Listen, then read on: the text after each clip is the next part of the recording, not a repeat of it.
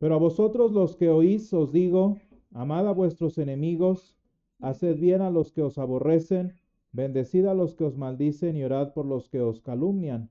Al que te hiera en una mejilla, preséntale también la otra, y al que te quite la capa, ni aun la túnica le niegues. A cualquiera que te pida, dale, y al que tome lo que es tuyo, no pidas que te lo devuelva. Y como queréis que hagan los hombres con vosotros, así también haced vosotros con ellos. Porque si amáis a los que os aman, ¿qué mérito tienes? Porque también los pecadores aman a los que los aman.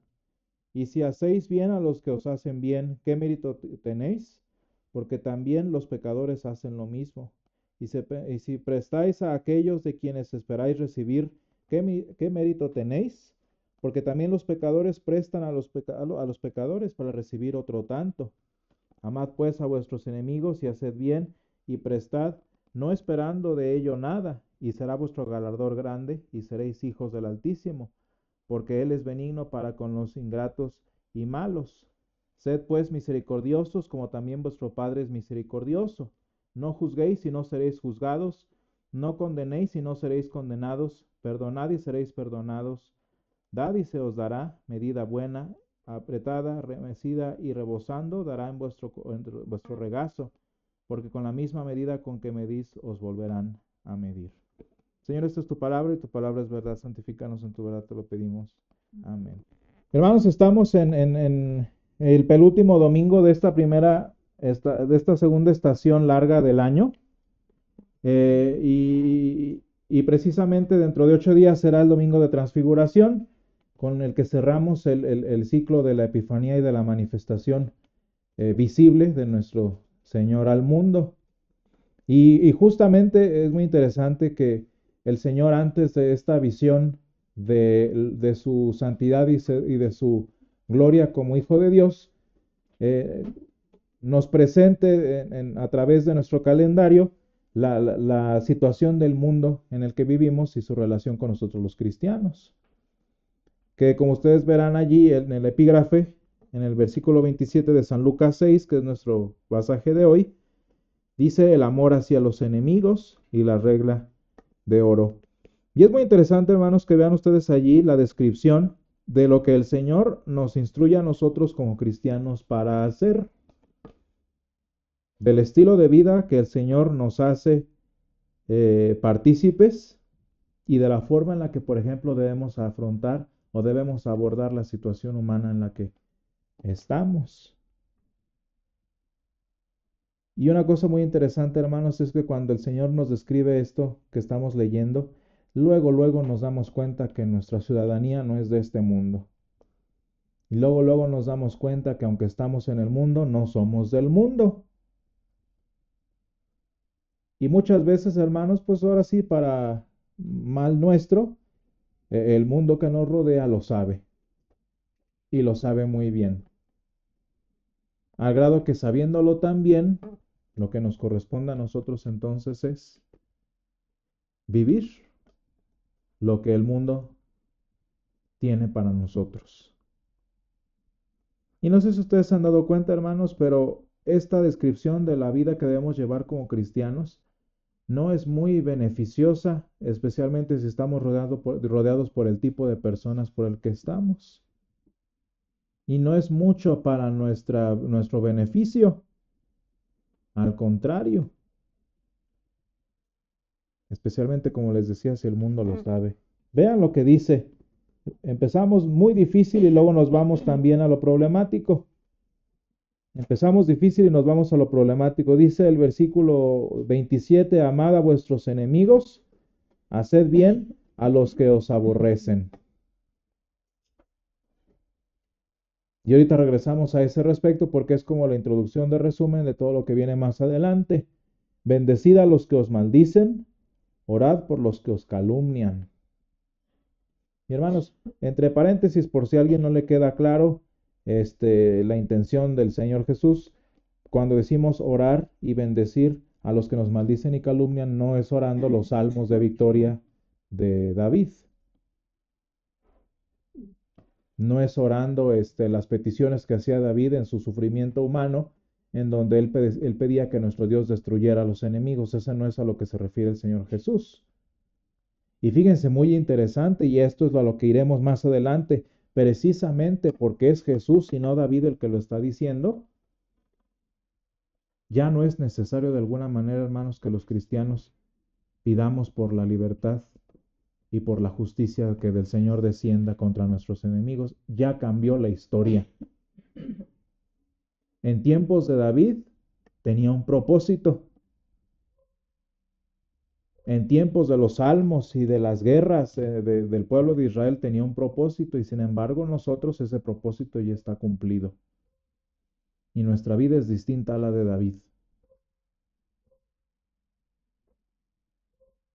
Y es distinta no nada más porque, por lo que veremos más adelante, sino porque el enemigo verdadero de nuestras almas ya está vencido. No hace falta, hermanos, pedir victoria cuando esa victoria ya nos fue dada. No hace falta pedir vindicación y pedir justicia cuando esa justicia y esa vindicación ya fue conquistada para nosotros en la cruz. Por eso la historia es distinta. Y al que te hiera en una mejilla, preséntale también la otra. Al que te quite la capa, es decir, que te la robe, ni aun la túnica le niegues. A cualquiera que te pida, dale. Y al que tome lo que es tuyo, no pidas que te lo devuelva.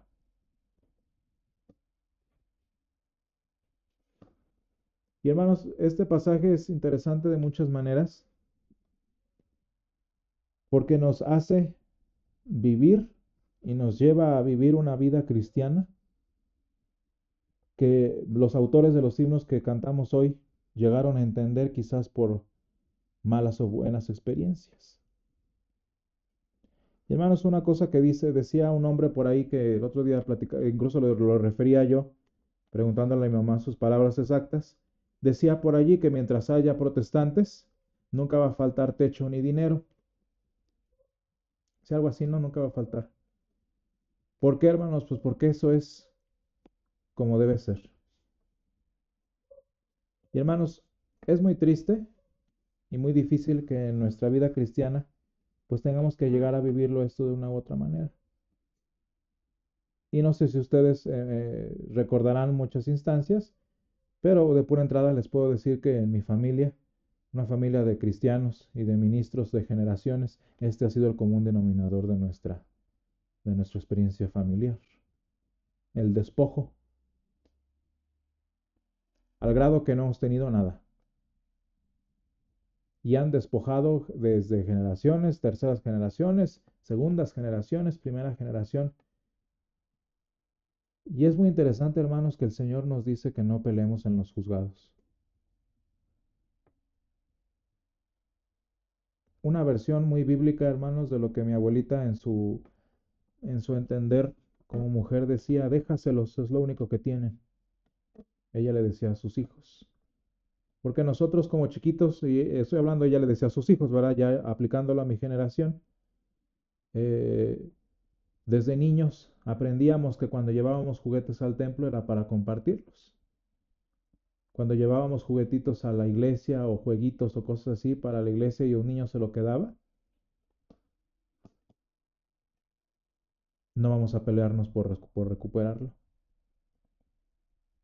Y hermanos, eso nos cuesta mucho trabajo porque nosotros siempre deseamos la vindicación personal. Siempre buscamos que no me quiten lo que es mío, ¿verdad? Siempre buscamos defender nuestra dignidad y si es posible que nuestro Dios nos ayude.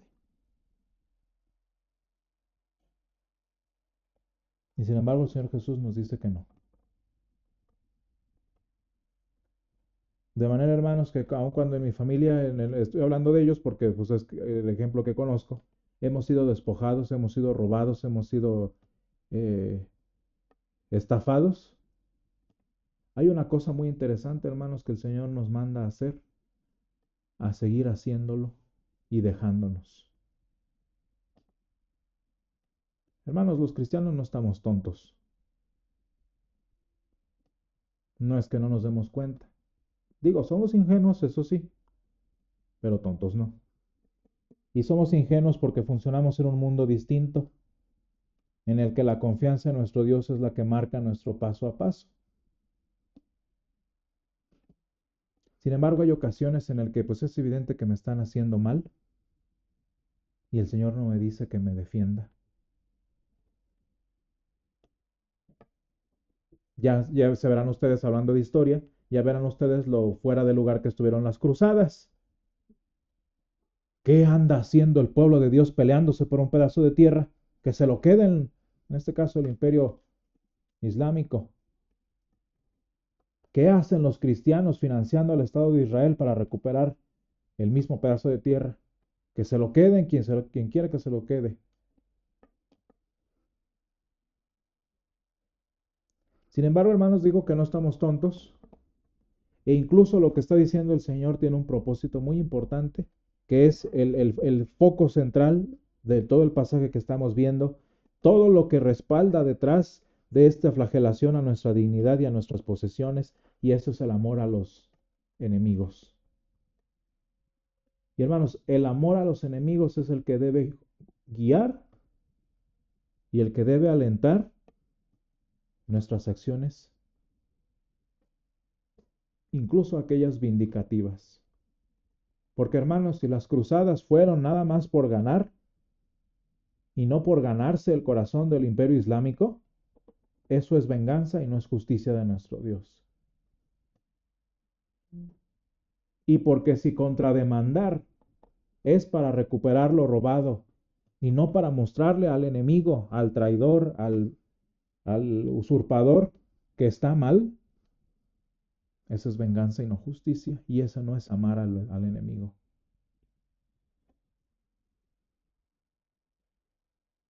Hermanos, ¿cuántos cristianos a lo largo de las edades no han padecido todo esto? Y fíjense, hermanos, a mí me da pesar, entre mi misma familia, digo, porque tampoco vivimos en una burbujita, en un convento, ¿verdad? Vivimos en un mundo exterior. Cada vez yo me voy maleando más, como dicen, ¿no? Le voy agarrando más colmillo. Y en mi familia, una persona que se dedica a la vida pública y especialmente a la política, ya le sabe mucho a la asquerosidad del mundo político. Y qué triste, hermanos, que tenemos que agarrar, porque tampoco se trata de que nos dejemos, ¿verdad? Violentar. Sin embargo, hermanos, hasta cierto punto no luchar, no defendernos, no buscar nuestra retribución, decía yo, entonces es un acto de amor al enemigo. ¿Por qué, hermanos? Pues porque cuando le mostramos al enemigo dónde está nuestra posesión, dónde está nuestro corazón, dónde está la abundancia de nuestra vida, le estamos dando la oportunidad de que conozca al Dios de los hebreos y sea salvo. ¿Cuántas veces, hermanos, a mi abuelo, que en paz descanse, lo despojaron, lo engañaron, le mintieron, y él, a sabiendas o sin saber, y muchas personas conocieron al Señor por su testimonio, por hacérselo menso? Y hermanos, yo en mi muy particular experiencia he ido a bautizar a los pequeños de la familia de quienes me han agraviado a mí.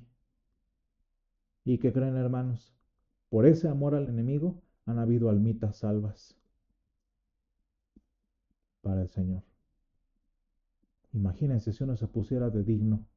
Es que es lo mío, es lo que me corresponde. Y hermano, no estoy hablando de que nunca pase.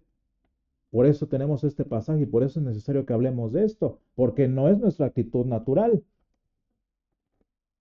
Y si te hacen, ¿qué queremos? Que me la paguen.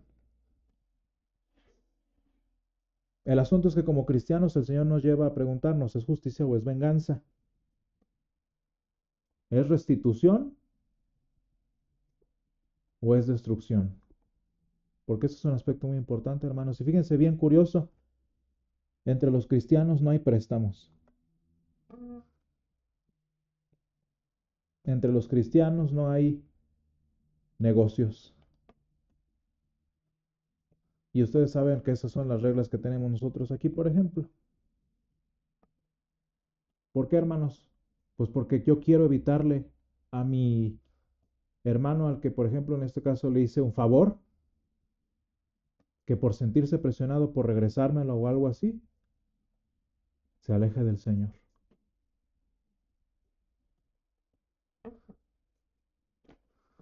Ese es el amor, hermanos, no porque quiero que me garantizar que me regrese lo que le doy, sino porque lo que me interesa es esa persona, hermanos.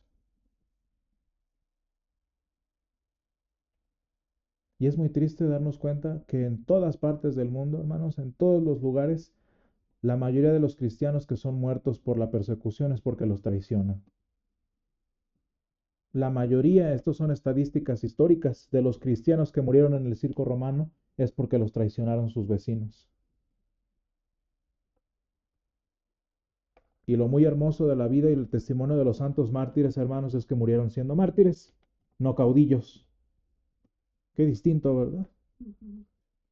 Ellos no murieron peleando por una causa justa, hermanos, porque nuestro Dios no necesita que peleemos por Él. Él ya peleó la batalla y ya la ganó. Sin embargo, este amor del que estamos hablando, hermanos, tiene una razón todavía más profunda para que el Señor prácticamente en resumen te diga no te defiendas, sino que ama al que te hace. Y fíjense, dice aquí abajo, dice, ¿qué mérito tienes si amas al que te ama? O sea, si amas al amable, pues ¿qué mérito tienes? Si haces bien a los que bien hacen, ¿qué mérito tienes? Si todo el mundo lo hace eso por natural. Y aquí no estamos hablando, hermanos, de que en el mundo, como el mundo piensa, ¿verdad? Es mejor y más digno o es más alabable que ames a tu enemigo, a que ames al amable, ¿no? No, eso no estamos hablando. O sea, el punto no es de que los cristianos queremos ser mejores personas, mejores individuos, más alta moral porque amamos a los que no son tan amables. Eso no es el punto, hermanos. La razón por la que el Señor nos llama a amar al enemigo, aparte de por la salvación del enemigo, fíjense, esto es bien importante, aparte de porque nuestro interés es que el enemigo conozca al Señor a pesar de habernos flagelado a nosotros, además de eso, es porque cuando en nuestra vida cristiana, hermanos, somos forzados a amar al enemigo y a amarlo en el amor de Cristo, porque ese es el punto, a perdonar al que nos ofende, nos damos cuenta, hermanos, por qué la petición del Padre nuestro no dice nada más, así como nosotros perdonamos a los que nos ofenden, ¿verdad? Que eso no es lo único que dice, como para sentirnos bien. La razón, hermanos, de que el Señor nos lleva a estos extremos de amar al enemigo, de dejarnos pisotear de alguna forma por quienes nos persiguen y nos acorralan, es para que nos acordemos, hermanos, y demos gracias y estemos nuevamente restaurados del hecho de que el primer enemigo de Dios fui yo. Y yo abofeté al Señor. Y yo le robé.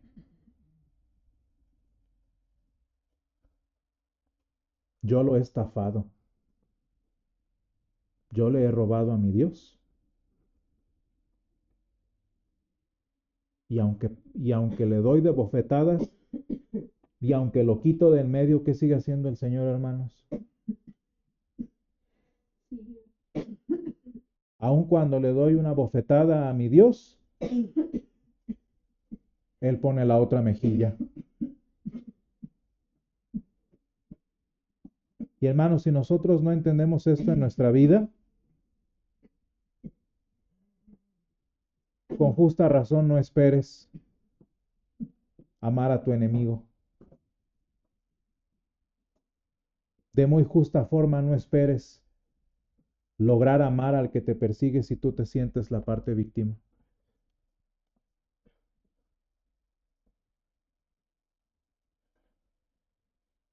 Y hermanos, ustedes se dan cuenta que se vuelve más fácil amar al enemigo cuando te das cuenta que tú eres el primer enemigo. Cuando te das cuenta que tú eres el primero que se lo hiciste a Jesús. Y sin embargo, aquí estamos. Y hermanos, uno de los refugios más hermosos, y a esto vamos, más hermosos que tiene el cristiano es que sin importar las veces que le des cachetadas a tu Dios, sin importar las veces que le robes, a tu Creador, que lo denigres, que lo ofendas en su santidad, Él tiene otra mejilla preparada para que lo vuelvas a hacer con tal de que no te alejes y con tal de que seas salvo. Y hermanos, si esta iglesia está llena de santos, también está llena de enemigos.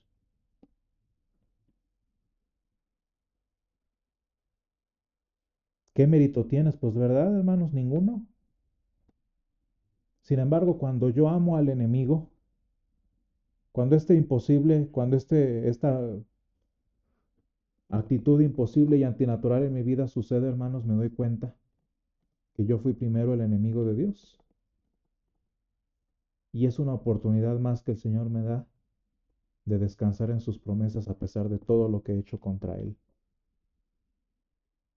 Uy, hermanos, yo me he sentido traicionado, me he sentido dejado, me he sentido ultrajado, que parece que uno hace y tanto para nada, como dicen ahora, ¿no? Me he sentido, apuñalado en la espalda, me he sentido burlado. Pero hermanos, más que platicar mi historia, parece que estoy platicando la crucifixión. Porque eso fue lo que pasó, hermanos, y eso es lo que dice Isaías 53. Y sin embargo, hermanos, gracias a todo esto, por su llaga, fuimos nosotros curados. Y hermanos, es muy hermoso que el Señor nos da esta bendición tan increíble de que por esas llagas que nos haga el enemigo, pueda que ese enemigo sea salvo y conozca al Señor.